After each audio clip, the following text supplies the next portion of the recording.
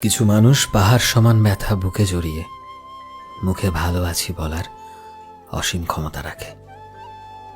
এরকম নয় যে তারা নিজের খারাপ লাগার ব্যাপারটাকে কাউকে বলতে চায় না।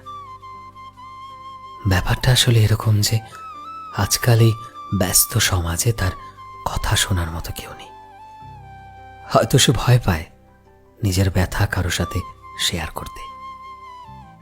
যদি সে তার ব্যথার সুযোগ নিয়ে তার কষ্টের পরিমাণটা বাড়িয়ে দেয়। যেখানে মানুষ আজকাল নিজেকে নিয়ে এতটা ব্যস্ত, সেখানে কার এত ঠেকা পড়েছে অন্যকে নিয়ে ভাবার? আমাদের আশেপাশে এরকম অনেক বন্ধুই আছে যাদের বাইরেটা দেখে ভেতরের চাপা কষ্ট আমরা অনুভব করতে পারি না।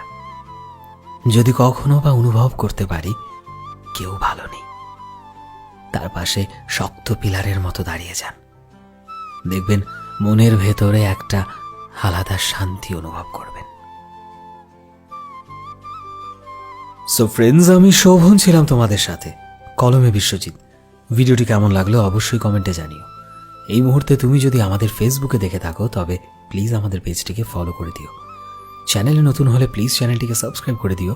আর যারা অলরেডি সাবস্ক্রাইব করেছো তোমাদের সবাইকে অসংখ্য ধন্যবাদ। দেখা হচ্ছে নতুন একটা দিনের নতুন একটা ভিডিওতে। টিল দেন সবাই ভালো থেকো এবং সবাইকে ভালো রেখো। Thank you.